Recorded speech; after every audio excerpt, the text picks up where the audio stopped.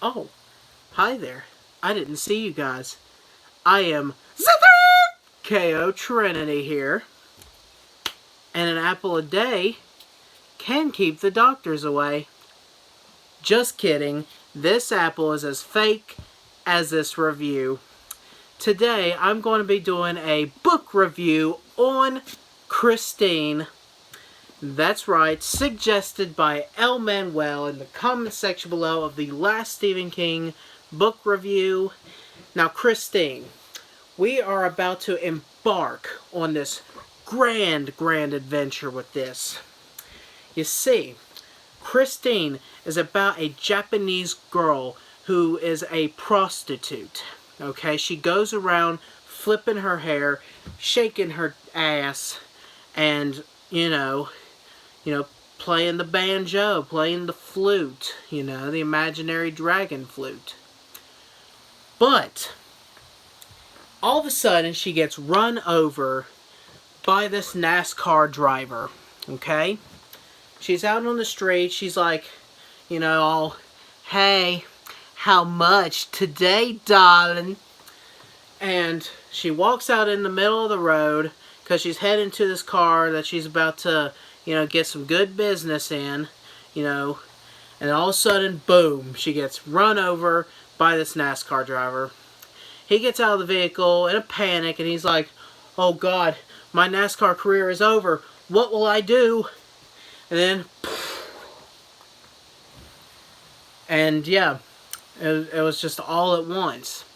And the guy walks up to him, this Japanese guy walks up and he goes, oh my God! She was just a prostitute. You didn't have to kill him. Kill yourself.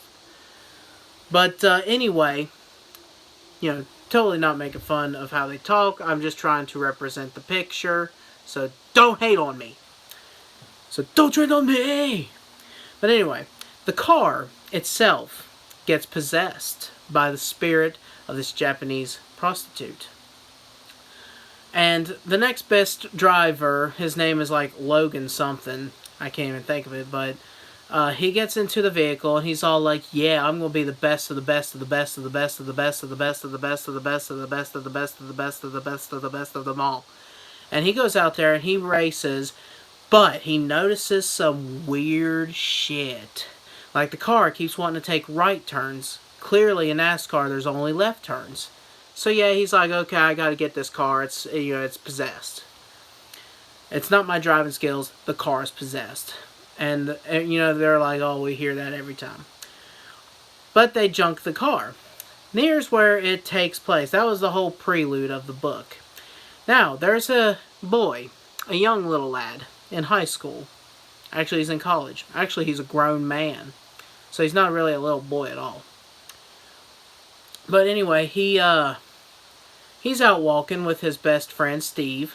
And Steve, he's this jokester guy. He likes to pull pranks on people. Like, oh my God, my hand is gone. Hey, I'm a doctor. Let me see, your boobs, whatever.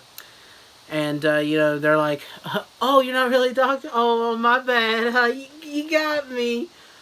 He's just all the time big goofball. But the main character, his name is Andrew.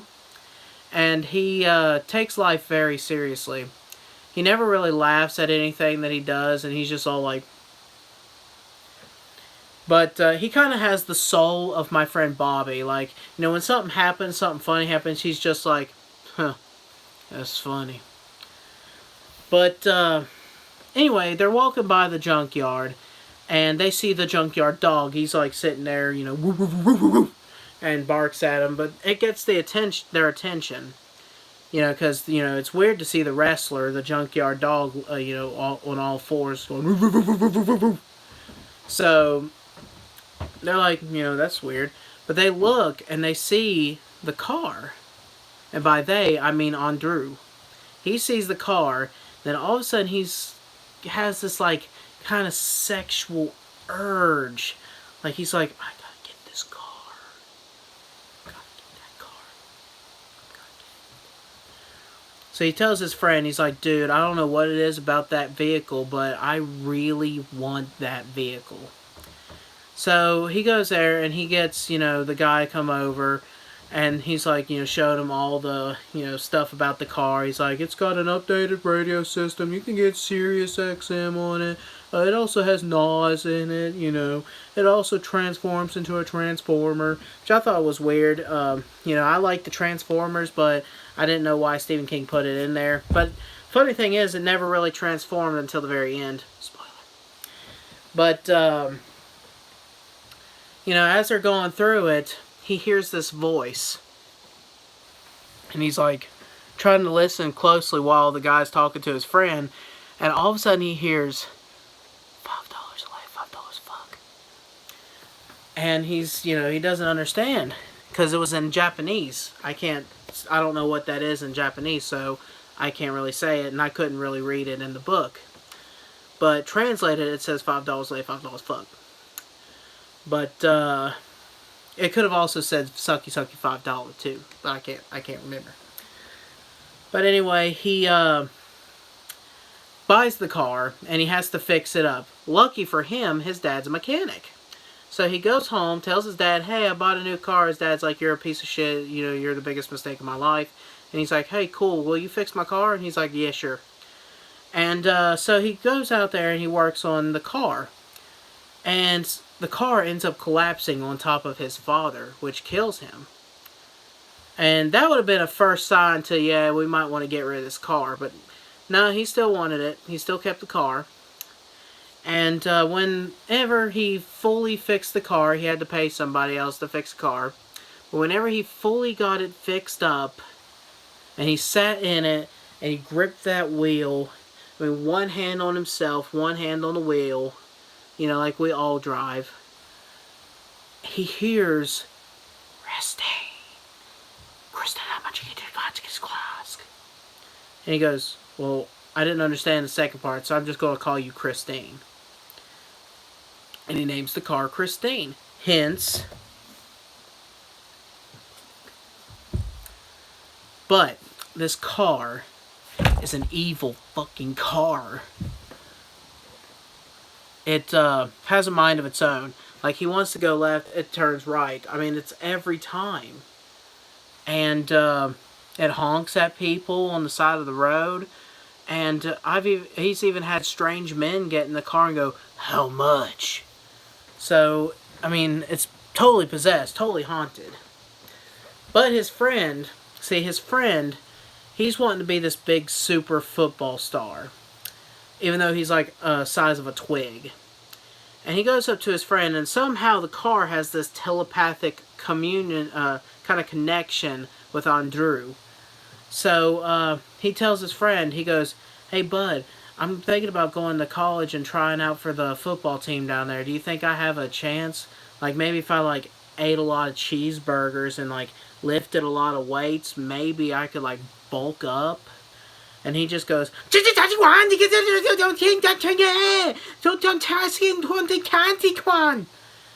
he's like, "Dude, I don't understand you. You're talking some kind of Chinese on me or something." And he goes, "Well, wait, I'm sorry. I don't speak Japanese." That was the spirit of the prostitute possessing him at that very moment. And what she said was, "I'll suck your dick for $5." But, that I had to look behind the scenes, in the back of the book. So, yeah. You know how DVDs have behind the scenes features? Well, did you know that the back of the book has behind the scenes editions? But yeah, I never knew that. Apparently Stephen King, did it with Christine. Did it. But anyway, ultimately, they end up at his other friend's house, and which his dad owns a garage where they're wanting to park the car and basically get rid of it completely. But Andrew had such a connection to this car that he had surgery and he attached himself into the seat. He couldn't move. He's like, "Oh, I can't move. Oh, I can't move." Of course, he was, possessed when he decided to do that. So, anyway, his friend walks up to him. He puts his hand on his shoulder. He's like, dude, it's either me or the car. Which one's it gonna be? And Andrew looks dead him in the eye and goes, so, I don't know what that meant. I thought it meant he chose the car, but I don't know. So his friend started freaking out, and he grabs the spear and stabs him right through the chest. And, I thought, a simple, hey, are you okay, would have been suffice, but he was just like, Shikai. And, anyway, long story short, the car ends up being turned into a pretzel, and they leave the pretzel at this bakery shop. And they're like, listen, this is an evil pretzel, it's also a car. And they apparently learned the history of the Japanese prostitute woman named Kikuiki Chakiwa. But, that's all in the book. It's all, I just want to leave it all to you guys. I really don't want to spoil too much for you. It is a great book. It definitely takes you for a ride. I've never seen such a, colorful book in my life. But I will say, the very end of the book, make sure Stephen King ain't around to hear me. At the very end of the book, it turns out that the car was not possessed. There was just a clown in the back seat of the car screaming random Japanese language. Yeah, so when the car got crushed at the end of the book, actually killed the clown.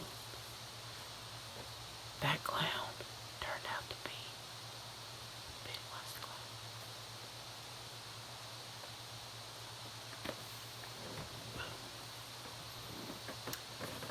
Yeah, so moral to the story, if you're a Japanese prostitute looking for $5 a lay, $5 a fog, look both ways before you cross the road. I mean, Jesus fucking Christ, look both ways.